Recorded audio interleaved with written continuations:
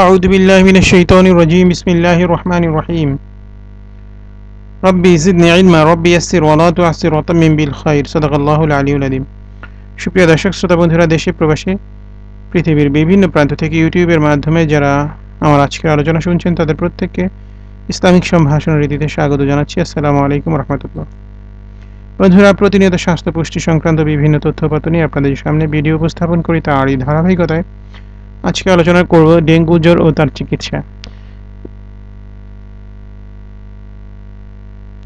Dengue জ্বর হতে পারে যে কোনো একটি ভাইরাস আক্রমণ করলে, কিন্তু ডেঙ্গু আক্রান্ত হওয়ার সঙ্গে সঙ্গেই অন্য ভাইরাসের আক্রমণ ও রোগের প্রকোপ ত্বরান্বিত হয়।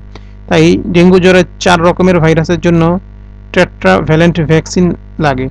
মানুষ ছাড়া অন্য কোনো জীবের ডেঙ্গু হয় না। থাইল্যান্ড ভ্যাকসিনের রিসার্চে অগ্রগতি অর্জন করলেও এখনও বাজারে ভ্যাকসিন আসেনি।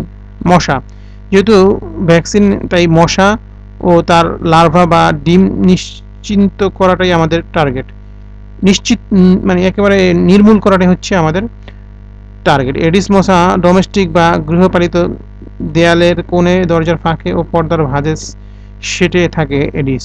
ডেঙ্গু এড়াতে হলে এডিস মশাকে প্রতিহত করতে হবে। মশার ডিম পাড়ার বা লার্ভা জন্মানোর জায়গা হলো জলকান্দা, ডিমের খোসা, নারিকেলের খোসা, এয়ার কুলার, এসি, গাড়ির পরিত্যক্ত টায়ার, ফুলের টব, নির্মীয়মান ইমারতের চৌবাচ্চায় জমে থাকা পানি এবং বাসার পাশের জমানো আবর্জনার পানি।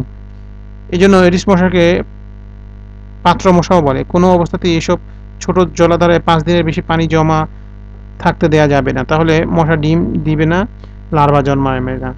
ঘরের মধ্যে মশা মারতে বা ঠেকাতে হবে, শুধু রাতে নয়, দিনেও মশারি ব্যবহার করতে হবে। কয়েল বা স্প্রে, ম্যাট, লিকুইড সব ধরনের মশক নিধন ব্যবহার করতে হবে। দেয়ালের কোণে, দরজার ফাঁকে ও পর্দার ভাঁজে স্প্রে করতে হবে। ঘরের মশা নিজেকেই মারতে হবে। মশা যাতে না কামড়ায় সেজন্য ফুল হাতা জামা পরার অভ্যাস করতে হবে। রোগী এবং ওষুধ। রোগী এবং আত্মীয় স্বজনকে জ্বর কমানোর জন্য প্যারাসিটামল ছাড়া অন্য কিছু ব্যবহার থেকে বিরত রাখতে হবে। পানি খাওয়া নিশ্চিত করতে হবে। চিকিৎসক, ডাক্তারদের হেমোরেজিকে ডেঙ্গু শনাক্ত করতে হবে।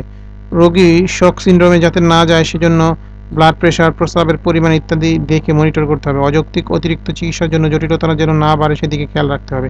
সব ভাইরাসই ডেঙ্গু নয়। ক্লাসিক্যাল ডেঙ্গু আর 10টা ভাইরাসের মতোই সাধারণ রোগ। হেমোরেজিক না হলে ডেঙ্গু সিরিয়াস নয়। হেমোরেজিক হলেও ভয় নেই। যদি গ্রেড 1 ও গ্রেড 2 হয়, চিকিৎসক সর্বাত্মক চেষ্টা চালাতে হবে যেন গ্রেড 2 ডেঙ্গুর গ্রেড 3 বা গ্রেড 4-এ না যায়। পরিমিত পানি দিতে পারলেই এটা সম্ভব। গ্রেড 1 অথবা গ্রেড 2 বাসায় বা আউটডোরে চিকিৎসা দেওয়া সম্ভব। সুতরাং যারা ডেঙ্গু থেকে নিজেদের প্রতিরোধ করতে চান তারা ঘরের আশেপাশে যে জায়গাগুলো রয়েছে যেখানে পানি জমে থাকে সেগুলো সবসময় পরিষ্কার পরিচ্ছন্ন রাখবেন, এবং কোথাও যদি পানি জমে থাকে সেটা শুকানোর ব্যবস্থা করবেন। আর ঘরের দরজা জানালায় জালি লাগাবেন, আর সন্ধ্যা হওয়ার আগে আগে দরজা জানালা বন্ধ করে দিবেন। এবং ঘরের যেই সমস্ত জায়গাগুলোতে মশা আশ্রয় নেয়, যেমন পর্দার চিপা চাপা, এইসব জায়গায় একটু মশার নিধন করার যে ঔষধ আছে সেগুলো স্প্রে করে দিবেন। তো বন্ধুরা, আশা করি আমাদের আজকের আলোচনাটি আপনাদেরকে ডেঙ্গু জ্বর প্রতিরোধ কিছুটা সহায়তা করবে। যদি আলোচনাটি ভালো লাগে শেয়ার করে দিবেন, আমাদেরকে মতামত জানাবেন, চ্যানেলটি সাবস্ক্রাইব করবেন, লাইক দিয়ে উৎসাহিত করবেন। আজকে পর্যন্তই, ভালো থাকুন। আল্লাহ হাফেজ।